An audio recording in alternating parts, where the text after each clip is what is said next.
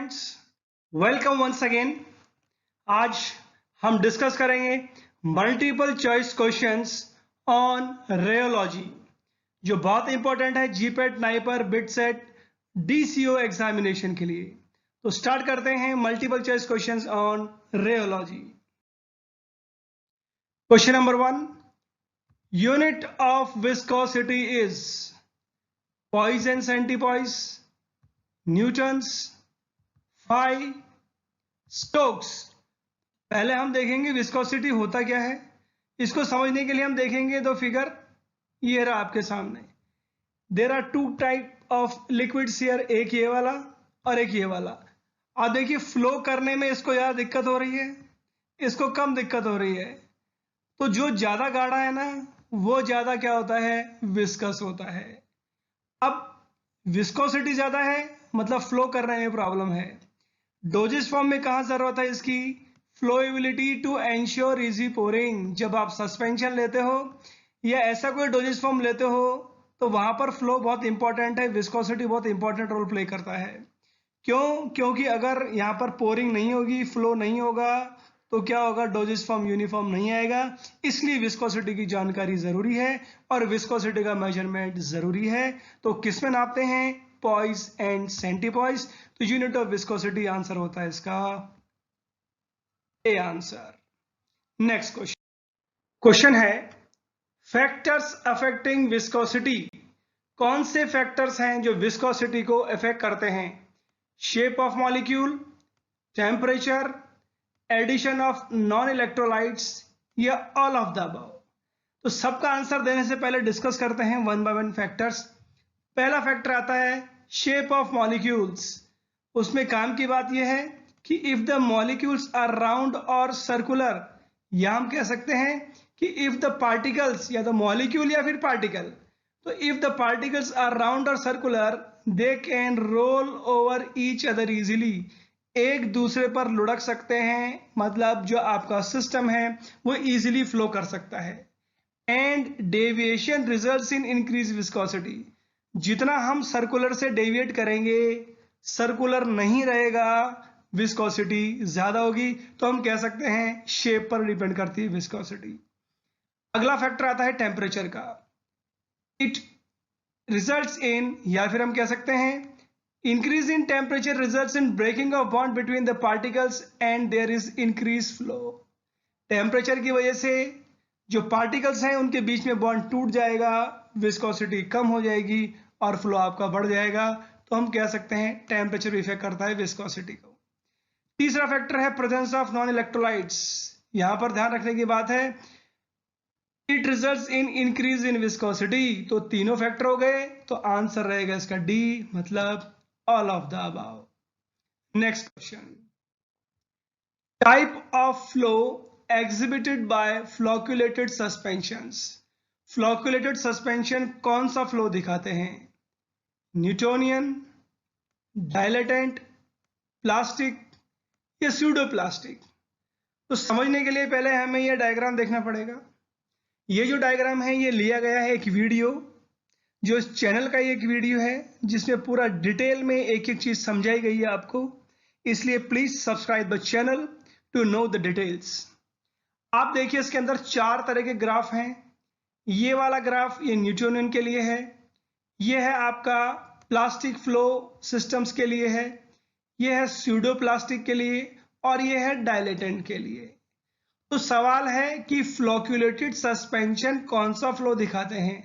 तो इस ग्राफ के नीचे ही आंसर लिखा हुआ है कि these are seen with concentrated flocculated suspension। ये दिया हुआ आपके सामने कि फ्लोक्युलेटेड सस्पेंशन ये वाला आपका ग्राफ शो करते हैं या ये वाला फ्लो शो करते हैं। तो आंसर हो जाएगा आपका सी, क्योंकि प्लास्टिक है और ऑप्शन है आपका C. Next question, yield value is present in which type of flow. Yield value किस तरह के फ्लो में होती है? Options Newtonian flow, dilatant flow, plastic flow, pseudoplastic flow. Again हमें क्या करना पड़ेगा, पहले we have to go through this. और हम देखेंगे कि यील्ड वैल्यू किस ग्राफ में है। तो यह है आपका न्यूटोनियन के लिए ग्राफ। ये जो ग्राफ है, इन ग्राफ को रेयोग्राम भी बोलते हैं।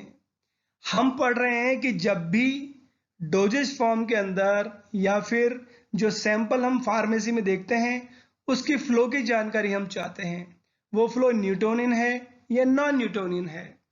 तो उसकी जानकारी के लिए हम ग्राफ प्लॉट करते हैं, उन्हें रेयोग्राम्स बोलते हैं। तो यह है रेयोग्राम न्यूटोनियन के लिए, यह है प्लास्टिक के लिए, लिखा है इसके ऊपर प्लास्टिक, ये स्यूडो प्लास्टिक और ये डायलेटेंट। ये जो ग्राफ दिख रहा है आपको, लाइन दिख रही है इस ग्राफ के अंदर, ये बता रही है आपकी टाइप ऑफ फ्लो या फिर टाइप ऑफ डिफॉर्मेशन। ऐसे प्लास्टिक के लिए ये है डिफॉर्मेशन, स्यूडो प्लास्टिक के लिए ये है और डायलेटेंट के लिए ये है। जब इन चारों को हम देखेंगे तो जो एक टर्म जिसकी बात हो रही है क्वेश्चन में, ये आता है यील्ड वैल्यू। ये यील्ड वैल्यू प्रेजेंट है किसके अंदर? प्लास्टिक सिस्टम के अंदर। तो आंसर होता है आपका C. Here is the C. Next question, reciprocal of viscosity is. Viscosity का उल्टा क्या होगा? Conductivity, fluidity, resistivity, permeability. तो इसका आंसर है फ्लूइडिटी। तो ये विस्कोसिटी का मतलब क्या होता है? It is resistance to flow. कोई भी लिक्विड बह रहा है कितना आसानी से, उसके अगेंस्ट में जो फोर्स लग रहा है वो है विस्कोसिटी। तो कोई चीज आराम से बह रही है तो फ्लूइड ही तो हुआ, तो फ्लूइडिटी तो हुआ। तो पहले हम देख लेते हैं कुछ कैरेक्टरिस्टिक्स फ्लूइडिटी के बारे में। तो ये रही characteristics. Fluidity is the term used to denote the reciprocal of viscosity. ये वो टर्म है जो विस्कोसिटी के अपोजिट या रेसिप्रोकल में काम आती है, मतलब 1 by viscosity is equal to fluidity. ऐसे भी लिखते हैं इसको। Fluidity is denoted by this letter, इसे बोलते हैं phi, and it is equal to 1 by eta, जो विस्कोसिटी का फॉर्मूला है इसके अकॉर्डिंग। तो आंसर होता है आपका बी, क्योंकि अपन फ्लूइडिटी की बात कर रहे हैं इसलिए। नेक्स्ट क्वेश्चन है, term obtained by dividing viscosity with density of liquid is called. Viscosity को जब डेंसिटी ऑफ लिक्विड से डिवाइड करेंगे तो क्या मिलेगा अपने को? Viscosity, specific viscosity, kinematic viscosity and relative viscosity. It is a direct question and the answer is kinematic viscosity. जहां पर विस्कोसिटी को जब डिवाइड करेंगे डेंसिटी से तो वैल्यू मिलेगी काइनेमेटिक विस्कोसिटी की। One more important question related to this which has been asked in the exam, उसका आंसर ये है कि unit of kinematic viscosity is stokes और सेंट स्टोक्स, दोनों में इसको एक्सप्रेस करते हैं। तो आंसर इसका काइनेमेटिक विस्कोसिटी है, इसलिए ऑप्शन है आपका C. Next question, rheogram is a plot or curve obtained between rheogram, graph या कर्व है जिसको प्लॉट किया जाता है किसके बीच में। तो सबसे पहले तो हम देखेंगे रेयोग्राम क्या होता है। तो रेयोग्राम तो जो हम बात कर रहे हैं, जब फोर्स अप्लाई करते हैं और जो डिफॉर्मेशन प्रोड्यूस हो रहा है डोजेज फॉर्म के अंदर और जो ग्राफ बना रहे हैं वो कहलाता है रेयोग्राम। अभी देखेंगे हम डायग्राम में ये किस किस के बीच में प्लॉट किया जाता है। Rate of shear and viscosity, viscosity and fluidity, rate of shear and shearing stress, force applied and distance travelled. तो ये रहा आपके सामने डायग्राम। ये चार तरह के जो फ्लोज देखे थे हमने, ये जो आपके सामने ग्राफ्स हैं, ये वाले, ये वाला और ये और ये सारे क्या हैं? रेयोग्राम्स ही हैं। तो देखिए, it is rate of share G and sharing stress F, इन दो के बीच में ग्राफ प्लॉट किया जा रहा है, मतलब रेयोग्राम इन दो के बीच में प्लॉट किया जाता है। इसलिए आपका आंसर क्या है? ये वाला, और ये है आपका option C. Next question, correct statement regarding the yield value. Yield value क्या है या उसके बारे में करेक्ट स्टेटमेंट कौन सा है? It is shown by plastic systems. Plastic system ये वैल्यू शो करते हैं। Second option, it is the measure of strength required to break bonds between the particles of floccules. Floccule के बीच में जो पार्टिकल्स हैं उनके बीच जो बॉन्ड है उसको तोड़ना के लिए जो एनर्जी चाहिए वो है yield value. Materials that show such flow are called Bingham bodies and all of the above। तो पहले तो हम देख चुके हैं कि जो यील्ड वैल्यू है, yield value it is shown by plastic systems, ये ऑप्शन सही है। इस वाले की बात हम करेंगे अभी। जो मटेरियल ऐसा शो करते हैं उनको बिंघम बॉडीज बोलते हैं, क्योंकि बिंघम बॉडीज प्लास्टिक बॉडीज का दूसरा नाम है। अब बात होती है इसकी, तो देखते हैं इसका आंसर इस तरीके से। यह है आपके फ्लोक्यूल्स, यह है आपके फ्लोक्यूल्स। फ्लोक्यूल्स क्या होते हैं? These are loose aggregate of particles. Particles एक दूसरे से जुड़े हुए हैं लेकिन बॉन्ड वीक होते हैं। मैं बोल तो रहा हूं weak bonds. Now what happens is, yield value क्या है कि जब फोर्स अप्लाई किया जाता है फ्लोक्यूलेटेड सस्पेंशन पर, तो आपको इस तरह का ऑब्जर्व मिलता है। whenever yield value is applied या फिर whenever force is applied, एक डेफिनेट वैल्यू होती है फोर्स की। उसके बाद क्या होगा, ये जो आपके पार्टिकल्स हैं जिनके अंदर वीक बॉन्ड्स हैं ये टूट जाएंगे एंड पार्टिकल्स अपीयर इंडिविजुअल। और जब पार्टिकल्स एक बार इंडिविजुअल हो गए उसके बाद वो क्या है, और आप अगर आप फ्लो स्ट्रेस लगाओगे, आप फोर्स लगाओगे, तो flow will be observed. means after particles exist in individual entity then only flow will there। शुरू में जब आप फ्लोक्यूलेटेड सस्पेंशन में फोर्स लगाओगे तो फ्लो नहीं होगा। एक बार यील्ड वैल्यू पहुंच गई उसके बाद ही आपका फ्लो होगा। यही तो है कि ये शुरू की कंडीशन है, particles are rest and they remain bonded, frictional forces are high. लेकिन after yield value particles are individual and frictional forces are nil। So after reaching yield value, if force is applied, flow will be there। तो ये वाला भी option है, ये वाला भी option है, ये वाला भी ऑप्शन है, इसलिए आपका आंसर क्या रहेगा? D. Polymer dispersions like tragacanth and sodium alginate in water exhibit which type of flow? Substances जैसे ट्रेगाकेंथ और सोडियम एल्जिनेट एक्चुअली जो गम जैसे पदार्थ होते हैं वो कौन सा फ्लो शो करते हैं? Newtonian, plastic, pseudo plastic flow and dilatant flow. It is a direct question और इसका आंसर है pseudo plastic flow. Next question, shear thinning systems show which type of flow? shear thinning system कौन सा flow show करते हैं?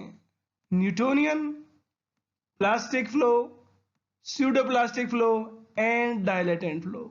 तो पहले हम देखेंगे shear थिनिंग का मतलब क्या होता है। shear का मतलब है जो आप फोर्स अप्लाई कर रहे हो, जो आप एनर्जी लगा रहे हो फ्लो करने के लिए, और जब आपने फ्लो करने के लिए जो फोर्स लगाया उसके बाद जो आपका सिस्टम था वो थिन हो गया। अब ये थिन कैसे हुआ? We will understand this concept because it is very important. ये आपके सामने ये सारे क्या हैं? It is a diagram of polymers. पिछले क्वेश्चन में हमने देखा था कई सब्सटेंसेस पॉलीमर जैसे सोडियम एल्जिनेट, जैसे ट्रेगाकेन, ये चेन्स हैं पॉलीमर की, और ये साथ में वाटर मॉलिक्यूल्स इनके साथ एसोसिएटेड हैं। When these are at rest, it is the structure, means we can say that polymers are at rest, the molecules are randomly arranged and water is bound। अब जब इस पर फोर्स लगाएंगे हम, मतलब स्ट्रेस इज अप्लाइड, तो क्या होगा?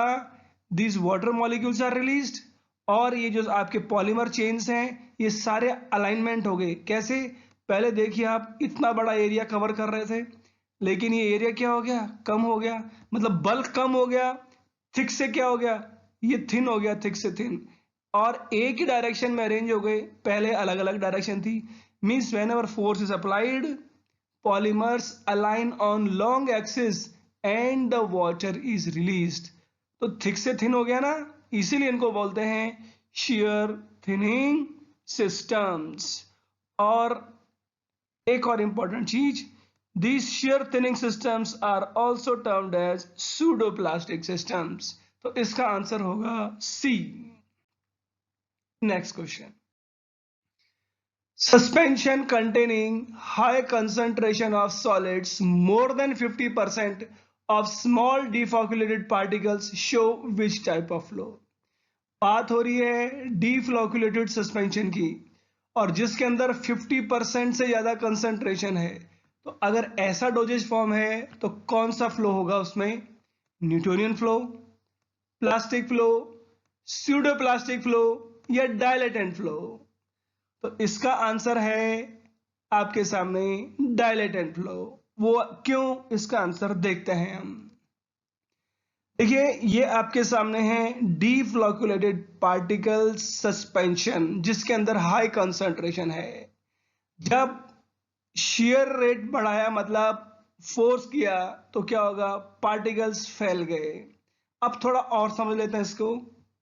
When these suspensions which contain more than 50% of deflocculated particles, when stress is applied, this condition observed, but when they are at rest, packing is closed. ये देखिए पैकिंग क्लोज है। Minimum void volume, void का मतलब होता है ये वाली space, मतलब कम से कम जगह है पार्टिकल्स के बीच में। Sufficient vehicle which acts as lubricant, देखो सब पार्टिकल्स के आसपास क्या है? व्हीकल है, सॉल्वेंट है और ल्यूब्रिकेशन होता है। लेकिन when it is done, stress is applied, the packing is open. तो देखो आपके सामने packing is open. High word volume, ये बहुत ज्यादा स्पेस क्रिएट हो गया। एंड इनसफिशिएंट व्हीकल और ल्यूब्रिकेंट, अब देखिए इस पार्टिकल के पास ल्यूब्रिकेशन के लिए सॉल्वेंट नहीं है तो कैसे फ्लो करेगा? इसके पास नहीं है, हालांकि इसके पास है, तो कुल मिलाकर इनसफिशिएंट व्हीकल हो जाता है। तो जिस तरह से हमने देखा था कि शेयर थिनिंग के अंदर तो ये जो पूरा बल्क है कम हो जाता है, यहां पर बल्क क्या हो गया? ज्यादा फैल गया। इसलिए क्या कहते हैं इनको? शेयर थिकनिंग सिस्टम, क्योंकि डायलेट हो गया। और ऐसे पार्टिकल्स कौन सा फ्लो जो करते हैं? वो होता है डायलेटेंट फ्लो, क्योंकि ये डायलेट हो गया। तो आंसर है आपका D. Equipment used for measurement of viscosity of Newtonian and non-Newtonian system. Newtonian और नॉन न्यूटोनियन सिस्टम की अगर विस्कोसिटी आपको नापनी है तो कौन सा इक्विपमेंट यूज आएगा? Cup and bob, cone and plate, Ostwald, both A and b. तो इसका आंसर है, आपको डायरेक्ट याद रखना है, क्योंकि हम न्यूटोनियन और न्यूटोनियन दो चीजें आ रही हैं, तो कप एंड बॉब में भी दो चीजें आ रही हैं, कॉन एंड प्लेट में भी दो चीजें आ रही हैं। तो आंसर होगा इसका D, both A and B, क्योंकि ओस्वाल्ड विस्कोमीटर एक ही नाम है लेकिन इसमें दो नाम आ रहे हैं, इसमें दो नाम आ रहे हैं। याद करने के हिसाब से बता रहा हूं मैं, इसलिए आपका आंसर होगा डी।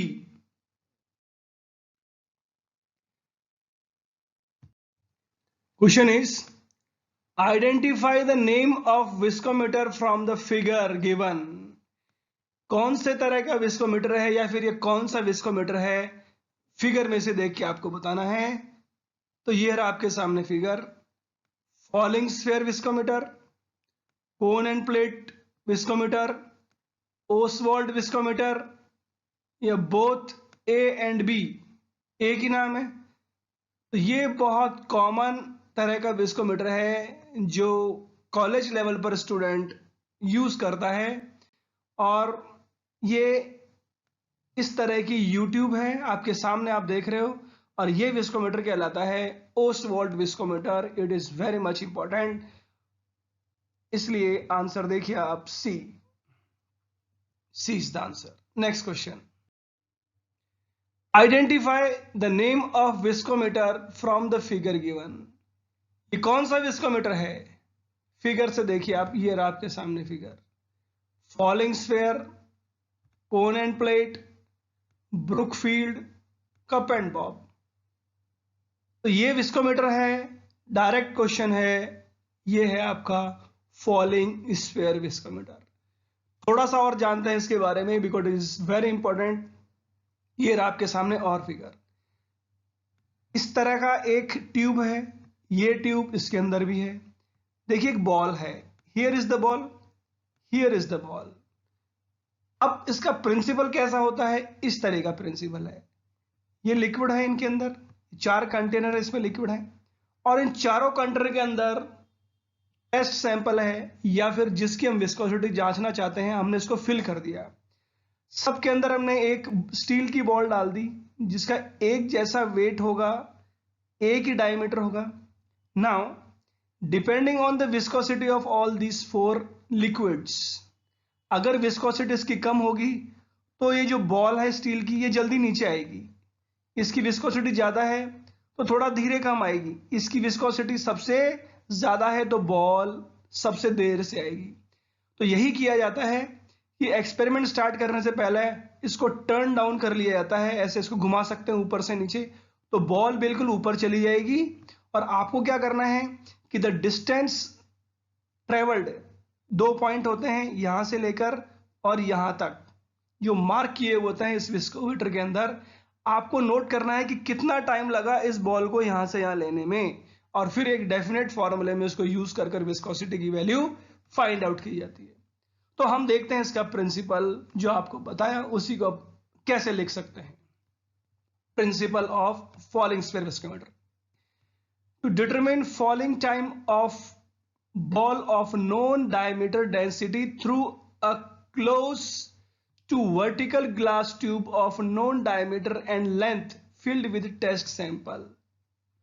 मतलब जो बॉल है जिसका डायमीटर और वेट नोन है, ये वर्टिकल जो ट्यूब है जो क्लोज्ड है, 2 डिस्टेंस यहां से लेकर यहां तक जो टाइम है यही आपको नापना है।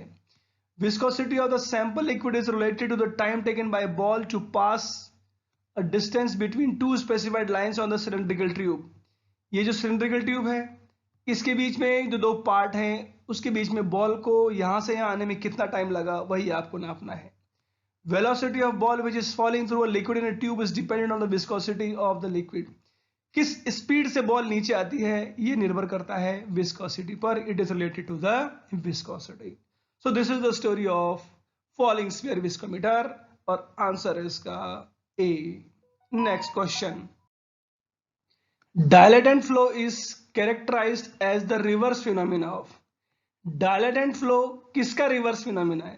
तो डायलेटेंट में चीज डायलेट हो जाती है, साइज बढ़ जाती है, तो ये किसका रिवर्स होना चाहिए? तो हमें तो पता होना चाहिए कौन सा फ्लो जिसमें थिन हो जाता है सिस्टम आपका। तो थिन किस में होता है? स्यूडोप्लास्टिक के अंदर। इसका मतलब dilatant flow is the reverse phenomena of pseudoplastic flow, इसलिए इसका आंसर है आपका B।